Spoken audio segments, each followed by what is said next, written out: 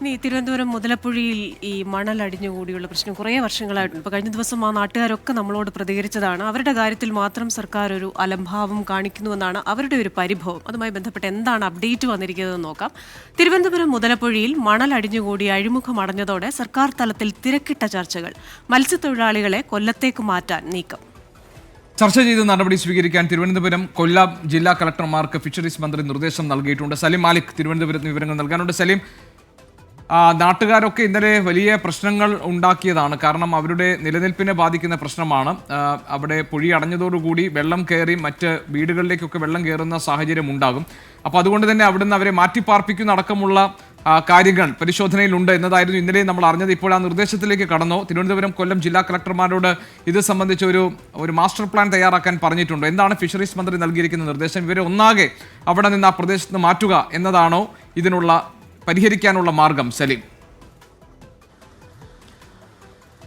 G K Christina, ഇവർ ഇപ്പോൾ സർക്കാർ തലത്തിൽ രണ്ട് തരത്തിലുള്ള ആലോചനകളാണ് നടക്കുന്നത്. മുതലപ്പുഴയുമായി ബന്ധപ്പെട്ട് അവിടെ ഒരു ഗുരുതരമായ പ്രതിസന്ധി നിലനിൽക്കുന്നുണ്ട്. അതുകൊണ്ട് തന്നെ ആ പ്രതിസന്ധിയെ പരിഹരിക്കാനായി, ആ പ്രതിസന്ധി പരിഹരിക്കുക എന്നുള്ളത് രണ്ട് നിലയിൽ. ഒന്ന്, അവരുടെ ഉപജീവന മാർഗം നഷ്ടപ്പെടാതിരിക്കാനായി മറ്റേതെങ്കിലും തരത്തിലുള്ള തുറമുഖങ്ങളിലോ ഹാർബറുകളിലോ ഇവരെ താൽക്കാലികമായി ജോലിയിലേക്ക് പ്രവേശിപ്പിക്കുക. അതിൻ്റെ ഭാഗമായി തങ്കശ്ശേരി ഉൾപ്പെടെയുള്ള കൊല്ലത്തെ പ്രധാനപ്പെട്ട ഹാർബറുകളിൽ സംസാരിച്ച് അവിടുത്തെ തൊഴിലാളികളും അവിടുത്തെ മത്സ്യത്തൊഴിലാളികളുമായി സംസാരിച്ചതിന് ശേഷം ഈ മത്സ്യബന്ധനത്തിനും മറ്റാവശ്യങ്ങൾക്കുമായി ആ തുറമുഖം അവർക്ക് കൂടി അനുവദിച്ച് നൽകുക എന്നുള്ളതാണ് സർക്കാർ ഒന്നാമതായി ആലോചിക്കുന്നത്. രണ്ട്, വെള്ളം വീട്ടിൽ കയറുന്ന സാഹചര്യം ഉണ്ടെങ്കിൽ, അതായത് അത് അത്ര വലിയ ഗുരുതര പ്രതിസന്ധിയായി മാറുകയും വീടുകളിൽ ഉൾപ്പെടെ വെള്ളം കയറുകയും ചെയ്യുന്ന ഒരു സാഹചര്യം ഉണ്ടെങ്കിൽ അവരെ അവിടെ നിന്നും കൊല്ലത്തേക്ക് തന്നെ മാറ്റി താമസിപ്പിക്കുക എന്നീ രണ്ട് ആലോചനകളാണ് നടക്കുന്നത്. ഇതിൽ ഈ രണ്ടാമത്തെ ആലോചന, അത് വെള്ളം വീട്ടിൽ കയറുന്നെങ്കിൽ മാത്രം എന്നുള്ളതാണ്. അത് വളരെ വേഗത്തിൽ ചെയ്യേണ്ടതില്ല എന്നുള്ളത് പറയുകയും ചെയ്യുന്നുണ്ട്. കാരണം നിലവിൽ ഈ മുതലപ്പുഴയുടെ പരിസര പ്രദേശങ്ങളിലേക്ക് അതുമായി ബന്ധപ്പെട്ട് വെള്ളം കയറിയാലും മുതലപ്പുഴയിലെ വീടുകളിലേക്ക് വളരെ വേഗത്തിൽ വെള്ളം കയറുകയും അവിടെ താമസിക്കാൻ കഴിയാത്ത സാഹചര്യം ഉണ്ടാവുകയും ചെയ്യില്ല എന്നുള്ളൊരു വിലയിരുത്തൽ സർക്കാരിനെ സംബന്ധിച്ചിടത്തോളം ഉണ്ട്.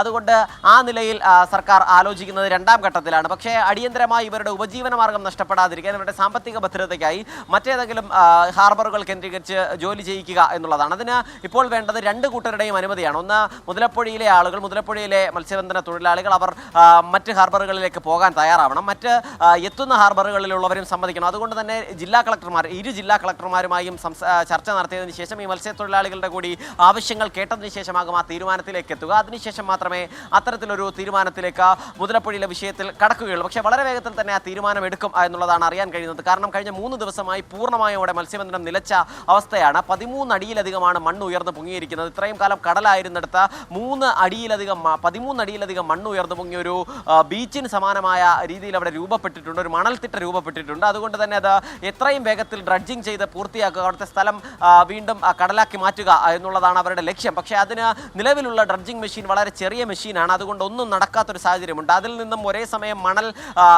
എടുത്തു കളയുന്നതിനനുസരിച്ച് അതിനേക്കാൾ കൂടുതൽ മണൽ നിക്ഷേപം അവിടെ ഉണ്ടാകുന്നു എന്നുള്ളതാണ് നാട്ടുകാരുടെ തന്നെ ആക്ഷേപം. അതുകൊണ്ട് ശാശ്വത പരിഹാരത്തിനായ വലിയ ഡ്രഡ്ജിങ് മെഷീനുകൾ, വലിയ ഡ്രഡ്ജറുകൾ എത്തിക്കുകയും അതിനൊപ്പം തന്നെ അവിടുത്തെ ആളുകളെ കൂടി മാറ്റി പാർപ്പിക്കുകയും മാറ്റി ജോലിക്ക് മറ്റിടങ്ങളിലേക്ക് എത്തിക്കുകയും ചെയ്തതിന് ശേഷം വളരെ വേഗത്തിൽ പൂർത്തിയാക്കുകയും ചെയ്യണം എന്നുള്ളതാണ് നിർദ്ദേശം.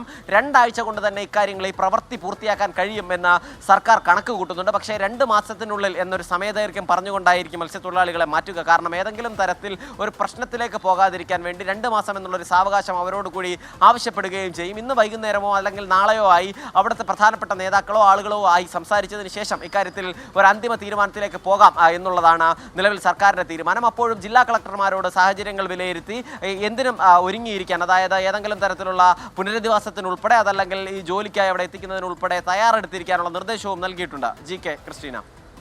സലീം മാലിക്കാണ് തിരുവനന്തപുരത്ത് നിന്ന് വിശദാംശങ്ങൾ നൽകിയത്. ചെറിയ ഡ്രഡ്ജർ ഉപയോഗിച്ച് മണൽ മാറ്റുമ്പോൾ ഓരോ തവണയും മാറ്റുമ്പോഴും ആ മാറ്റുന്നതിലും കൂടുതൽ മണൽ വന്ന് അഴിമുഖത്തടിയുന്ന ഒരു പ്രശ്നമാണ്. എന്തായാലും സർക്കാർ കഴിഞ്ഞ ദിവസം അവർ ഉന്നയിച്ച പരിഭവങ്ങൾ, പരാതികൾ അതെല്ലാം കണക്കിലെടുത്ത് തിരക്കിട്ട ചർച്ചകൾ നടത്തുന്നുണ്ട്.